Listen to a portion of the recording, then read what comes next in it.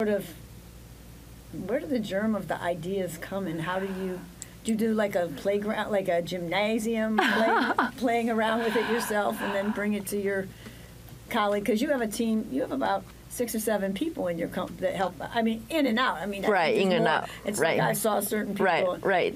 Yeah. Basically, I find something that really touched my heart, and I really like to share something that important to me. And then if I feel it, I think the audience can feel it. Mm-hmm. For example, a change shadow about the Loka and Shizimo, because they are the 2 poets that influence when I grew up. I read their poems, especially Shizimo's poem, and that's how I got the courage to come to the United States, because he encouraged people to pursue the freedoms they deserve, and then for love or for career.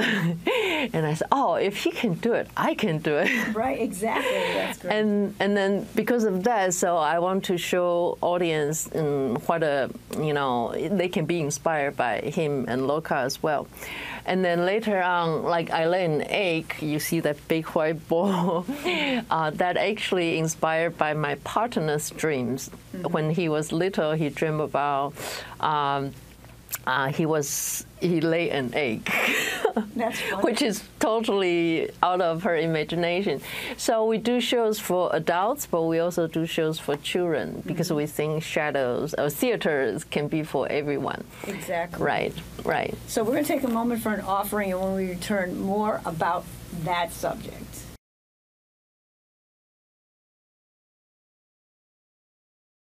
We're back. Spica, since you mentioned that, I wanted to, and we've talked a bit about double images.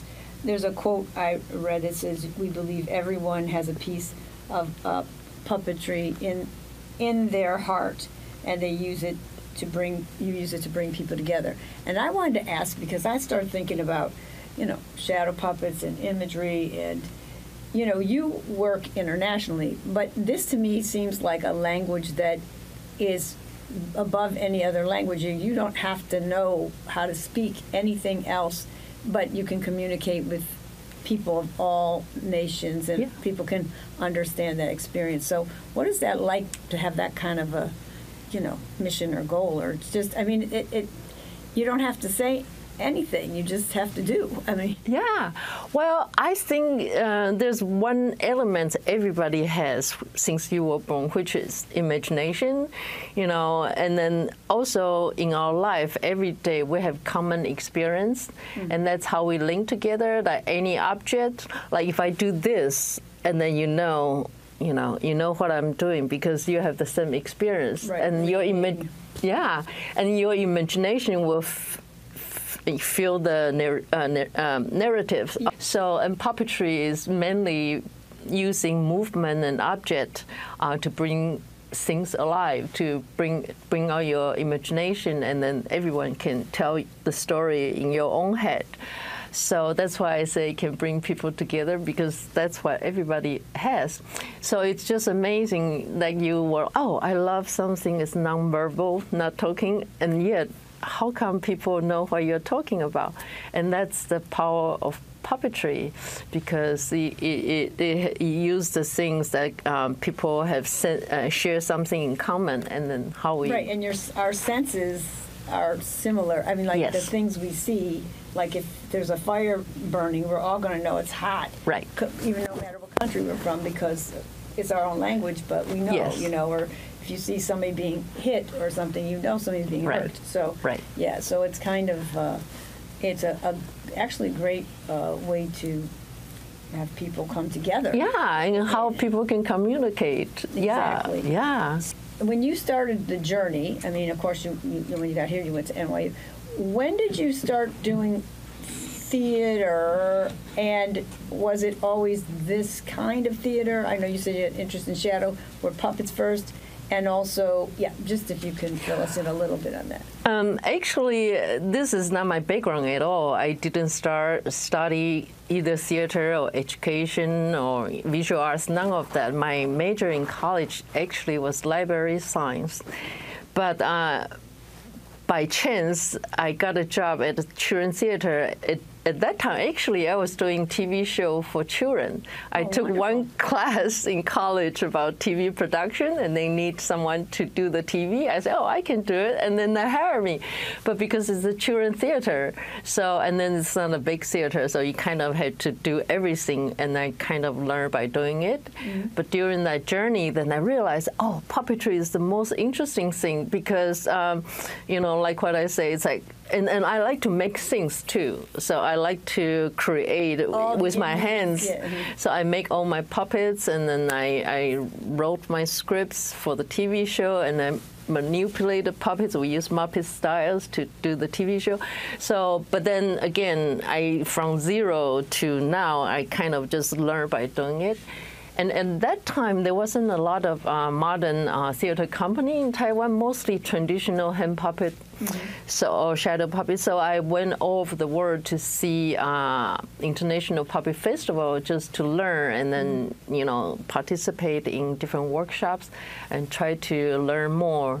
And yeah, so that's how I can become me today. It's great. It's wonderful.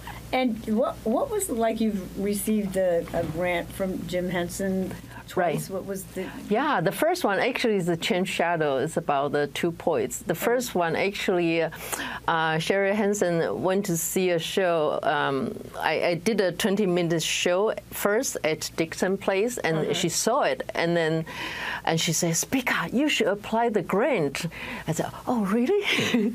So, and I applied, and they give me a grant. So we developed the second part, which is Loca, and then they say, "Oh, you should apply one more and put 2 things together." So they gave us grants twice, and which is huge honor and encouragement.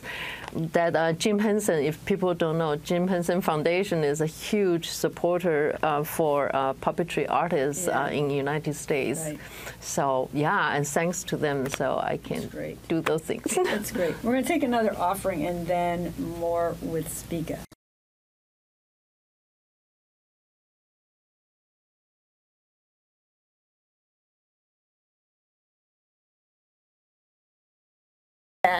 So, Spica, I wanted to ask, the Memory Project is really profound, and then maybe you can share that, and then you have the Inseparable, which is kind of like an extension of that in a way, and also I did read about, which was really cool, some of the kind of had like a little journal about the group you were in it's in Queens, right? Right, different parts of New York. Yeah, and also, am I wrong? Because I've seen in some images, I thought when you do the shadow boxes and the different theater where people are telling their stories, and I got to interview one of your people, remember? Right. Barbara Police. Yeah, Barbara. She was in one of your projects.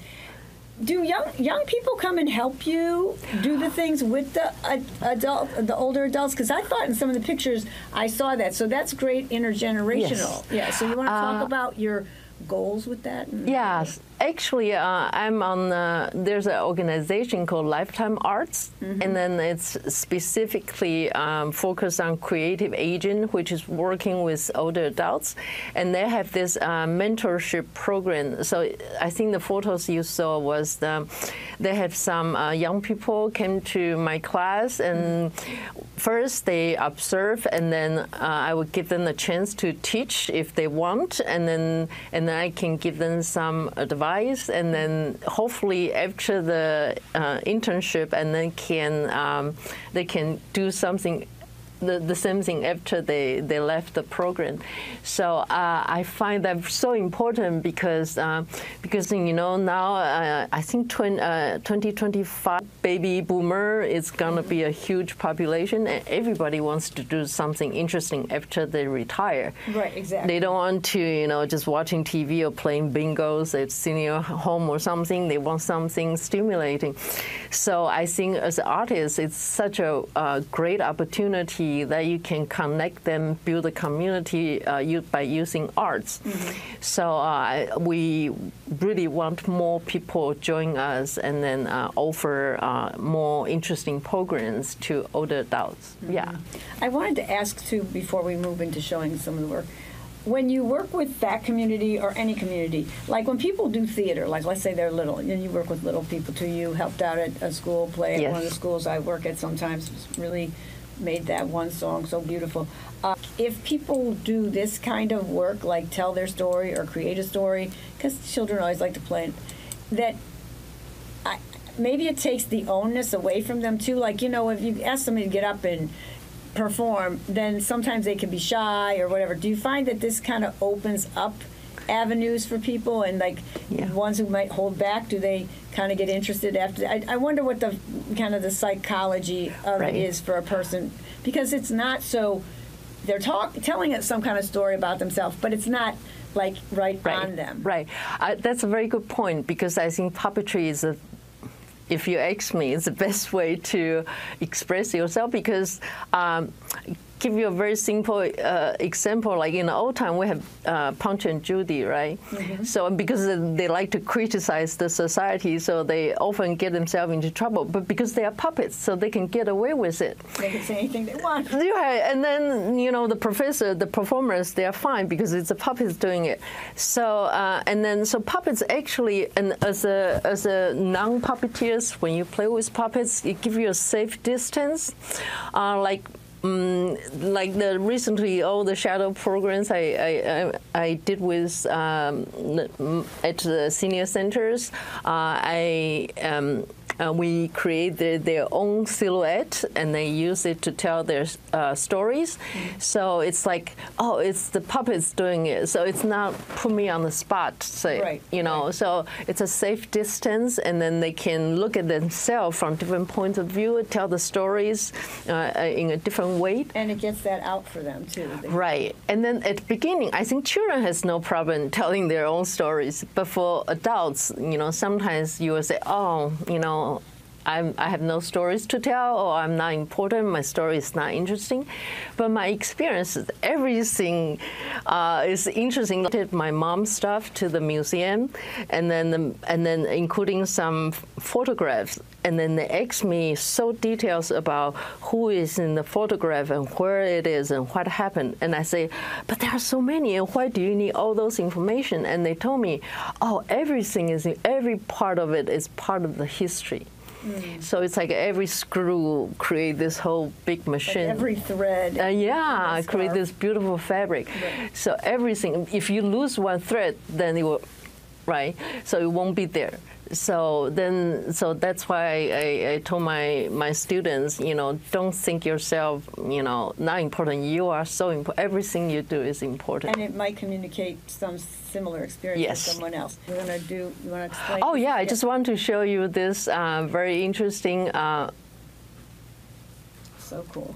Yeah, this is as you can. I don't know if you can tell. This is I move this Yes, way? please. Oh, great. Oh, hi, Mom. That's my mom.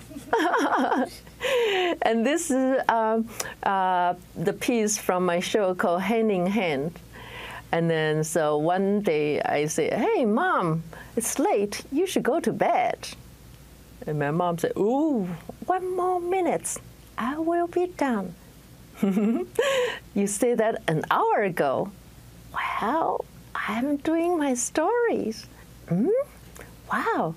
You do have a lot of stories. Yeah, let me tell you some of them. And that's how I started. Oh, wow, so cool. Yeah, and this is the profile of my mom and me. This was your mom? Yes. Yeah.